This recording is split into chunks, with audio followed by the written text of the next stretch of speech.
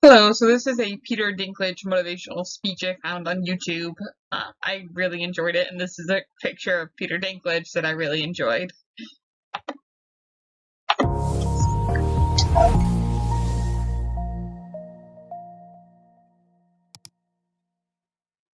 I had so many dreams of where I wanted to go, who I wanted to be, and what I wanted to do. Theater companies I wanted to start with classmates, movies I wanted to be in, directors I wanted to work with, stories I needed to tell. It might take a little time, I thought, but it would happen. When I sat there, 22 years ago, what I didn't want to think about is where I would be tomorrow. What I would have to start to do tomorrow.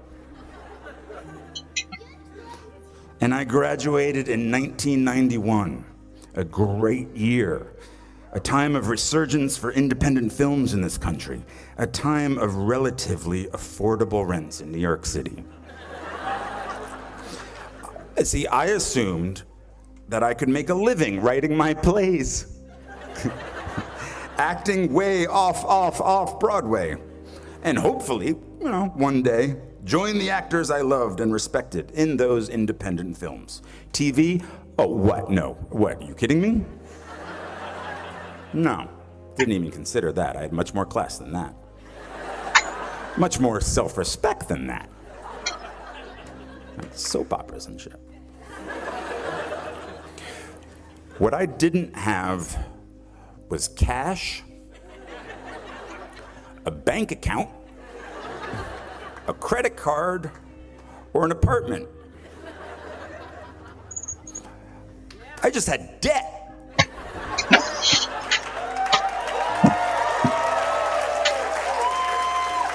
A big, hungry, growing larger every moment debt. So as you will tomorrow, I had to leave beautiful Vermont. I packed the life that I knew with socks and a toothbrush into my backpack, and I slept on couch after couch after couch after couch at friends' apartments in New York until I wore out their rent-paying roommates' welcome. I didn't want a day job. I was an actor. I was a writer. I was a Bennington graduate. I had to get a day job. I dusted pianos at a piano store on Ludlow Street for 5 months. I worked on the property of a Shakespeare scholar for a year, pulling weeds and removing bees' nests. I went on unemployment once, but not for long. I couldn't handle the guilt. Eventually, I was able to pay rent for a spot on the floor of an apartment on the Lower East Side, but my roommate had a breakdown and disappeared. He later resurfaced in a religious cult. I'm making this sound romantic. It really wasn't.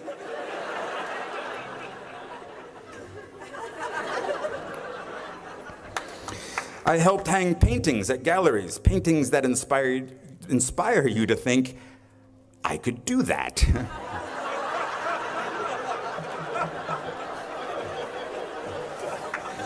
And then, finally, after 2 years of job and couch surfing, I got a job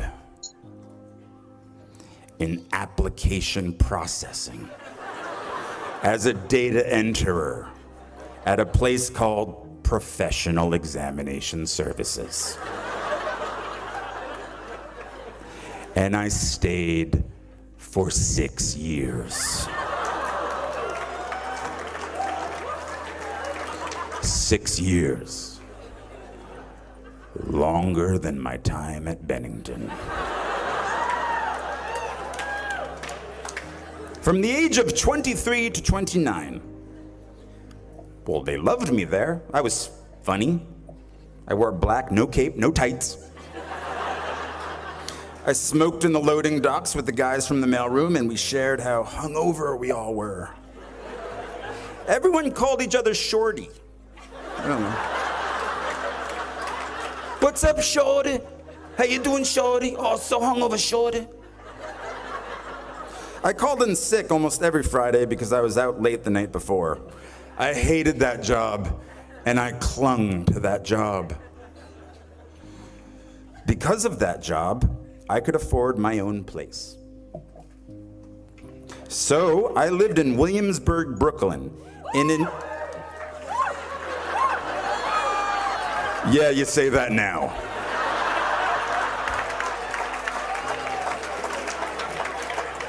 Oh, my kingdom for a time machine. Yeah, that's right. I lived in an industrial loft.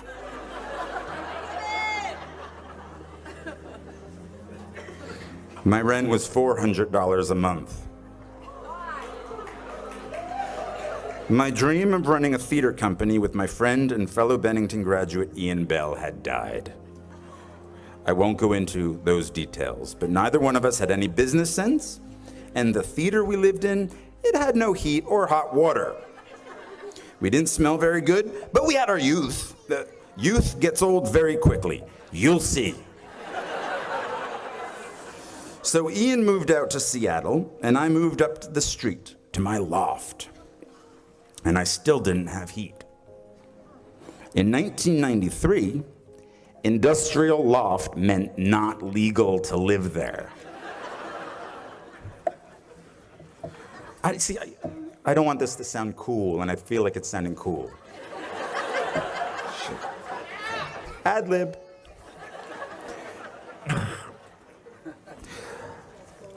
But I did have hot water. Hot water in my bathroom, which a friend of mine using said bathroom once shouted, "It smells exactly like a summer camp in here." It was true. For some reason, in the middle of Brooklyn, there was earth in my shower. Actual earth. And then, oh look, mushrooms growing from the earth. But I was safe, though. The Ideal Fire Control Company was right across the street where they make all the chemicals that put out chemical fires. I did not fear a chemical fire. I would be okay.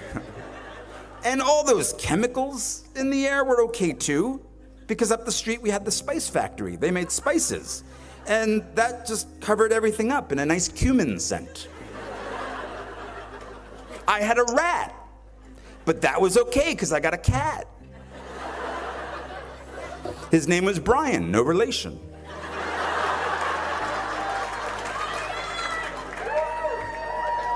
My grandmother had given me a pink pull-out couch. Oddly, no friends or recent graduates wanted to crash on my couch. So I put the couch on its end so Brian could climb it and look out the window. I had only the one window. I myself could not look out the window. It was quite high. So I had no heat, no girlfriend. What, are you kidding me? No acting agent. But I had a cat named Brian who told me of the world outside.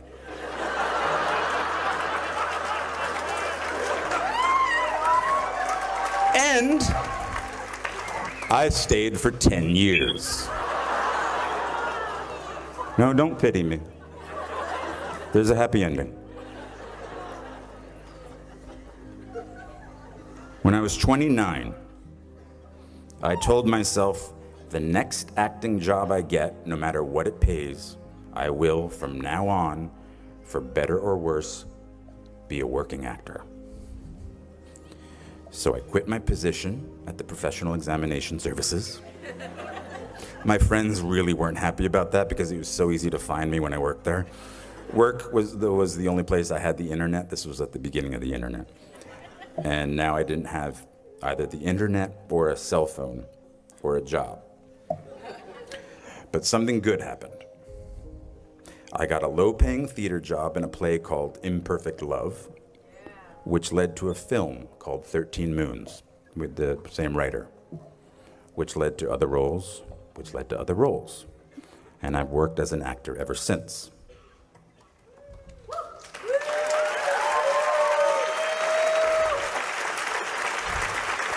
But I didn't know that would happen. At 29, walking away from data processing, I was terrified. 10 years in a place without heat, 6 years at a job I felt stuck in. Maybe I was afraid of change. Are you? My parents didn't have much money, but they struggled to send me to the best schools. And one of the most important things they did for me, and graduates, maybe you don't want to hear this, is that once I graduated, I was on my own. Financially, it was my turn.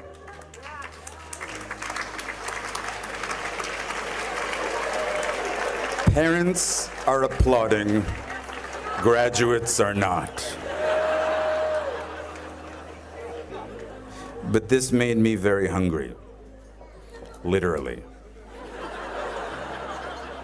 I couldn't be lazy. Now I'm totally lazy, but back then, I couldn't be. And so at 29, and at very long last, I was in the company of the actors and writers and directors I'd sought out that first year, that first day after school. I am by their sides. Raise the rest of your life to meet you. Don't search for defining moments because they will never come. Well, the birth of your children, okay, of course. Forget about it. 6 months, my life is forever changed, and that's the most defining moment ever. But I'm talking about in the rest of your life, and most importantly, in your work. The moments that define you have already happened, and they will already happen again. And it passes so quickly. So please bring each other along with you. Everyone you need is in this room. These are the shiny, more important people.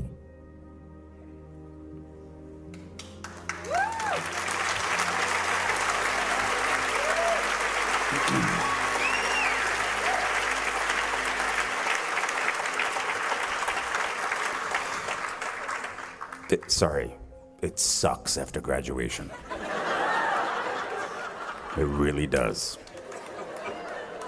I mean, I don't know, at least it did for me, but that's the only thing I know. You just get a bit derailed. But soon something starts to happen. Trust me. A rhythm sets in. Just like it did after your first few days here. Just try not to wait until, like me, you're 29 before you find it. And if you are, that's fine too. Some of us never find it. But you will. I promise you. You are already here. That's such an enormous step all its own. You'll find your rhythm or continue the one you have already found. I was walking downtown in Manhattan the other day, and I was approached by a group of very sweet young ladies. Easy. Actually, they were sort of running feverishly down the street after me.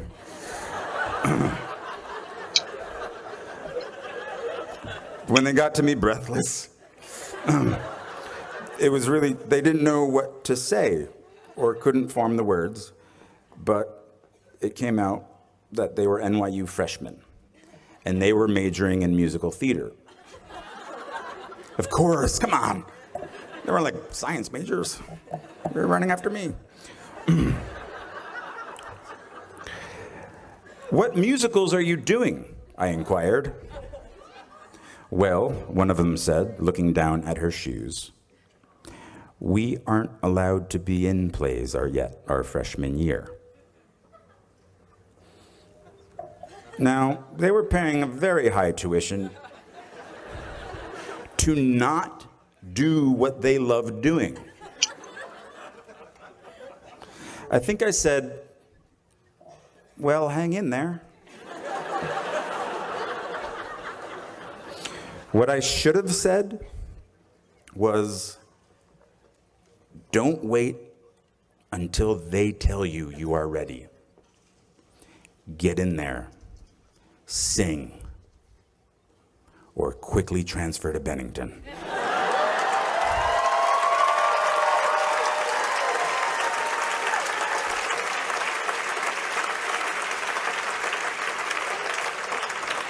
When I went to school here, if a freshman wanted to write, direct, and star in her own musical, the lights would already be hung for her.